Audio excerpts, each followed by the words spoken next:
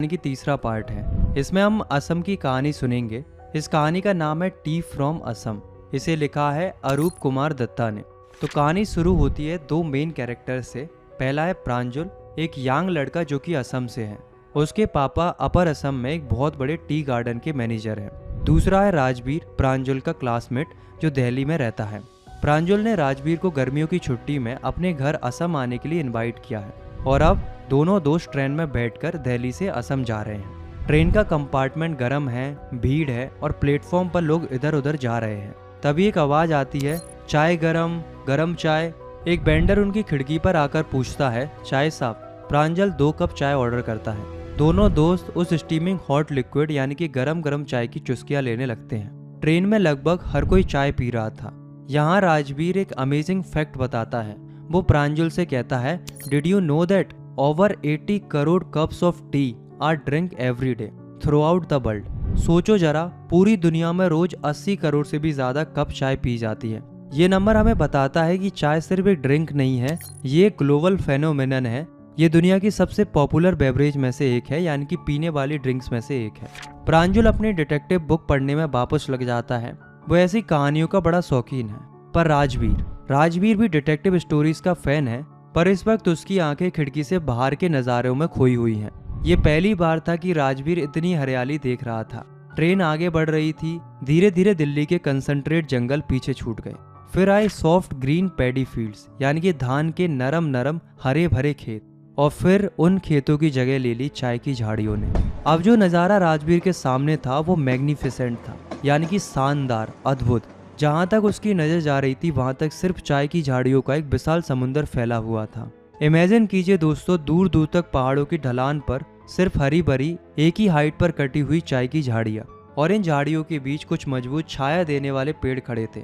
और इन पेड़ों की छाया के बीच राजवीर को टिनी डॉल लाइक फिगर्स दिख रहे थे, छोटी छोटी गुड़ियों जैसी आकृतियां जो हिलडुल रही थी।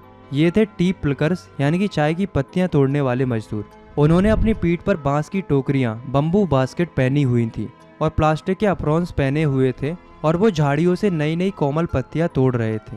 राजवीर इस नज़ारे को देखकर इतना एक्साइटेड हो जाता है कि वो जोर से चिल्लाता है, हे आ टी गार्डन। प्रांजल जो यहीं पैदा हुआ है और पला बड़ा है, उसके एक्साइटमेंट को शेयर नहीं करता। वो कहता है, oh this is a tea country now. Assam has the largest concentration of plantations in the world, यानी अब हम चाय के देश में आ गए हैं। दुनिया में सबसे ज्यादा चाय के बागान असम में ही है। राजवीर ने असम आने से पहले चाय के बारे में बहुत रिसर्च की थी, अपना पूरा होमवर्क किया था। उसने प्रांजुल को बताया कि कोई ठीक से नहीं जानता कि चाय की खोज किसने की थी, पर इसके बारे में बहुत से लेजेंड्स हैं। लेजेंड्स यानी कि पुरानी कहानियां या कथाएं। चलिए अब राजवीर के साथ हम भी उन कहानियों को सुनते हैं। पहली लेजेंड चाइना की है। एक चाइनीज एम्परर यानी कि एक चीनी बादशाह थे। उनकी आदत थी कि वो हमेशा पानी को उबाल कर पीते थे।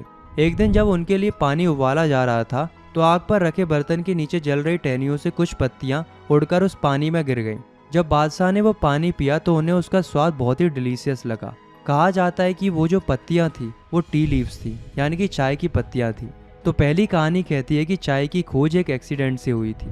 अब प्रांजल कहता है, टेल मी अनदर, एक और सुनाओ।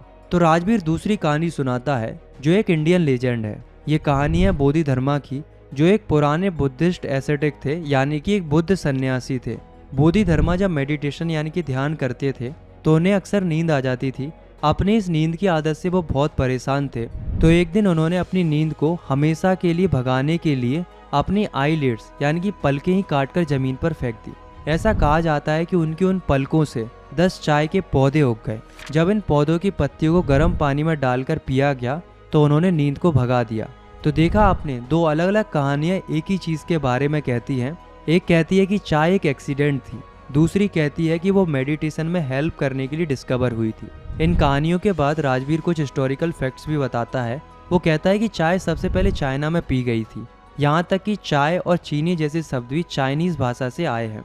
चाय यूरोप में 16वीं सेंचुरी में आई और वहाँ शुरू में से एक ड्रिंक की तरह नहीं बल्कि एक मेडिसिन यानी कि दवाई की तरह पिया जाता था।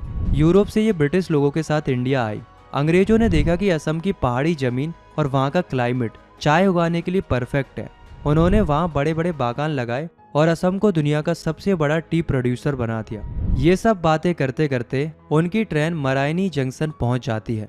दोनों दोस्त अपना सामान उठाते हैं और भीड़भाड़ वाले प्लेटफॉर्म पर उतर जाते हैं।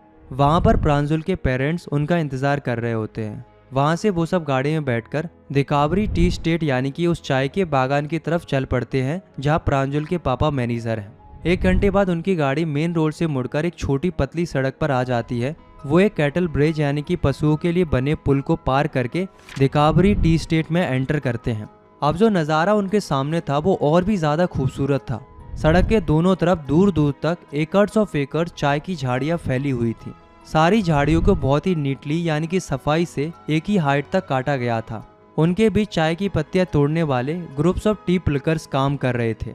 उन्होंने अपनी पीठ पर बांस की टोकरियां पहने हुई थी, प्लास्टिक एप्रॉन्स पहने हुए थे और वो झाड़ियों से नई नई उग रही कोमल पत्तियां तोड़ रहे थे।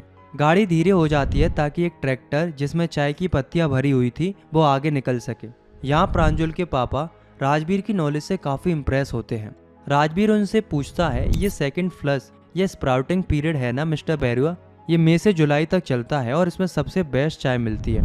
फ्लश या स्प्राउटिंग पीरियड का मतलब होता है जब चाय की झाड़ियों पर नई नई पत्तियां उगती हैं। साल में 2-3 बार ऐसा होता है और सेकंड फ्लश की पत्तियों से बनी चाय को सबसे अच्छा माना जाता है। प्रांजुल के पापा कहते हैं, you seem to have done your homework before coming. लगता है कि तुम यहाँ आने से पहले अपना पूरा होमवर्क करके आए हो। राजवीर कहता है, हाँ मिस्टर बरुआ, पर मुझे उम्मीद है कि मैं यहाँ आकर और भी बहुत कुछ सीखूंगा। और यहाँ ये कहानी और हमारे ये खूबसूरत सफ़र ख़त्म होता है। इस ट्रेन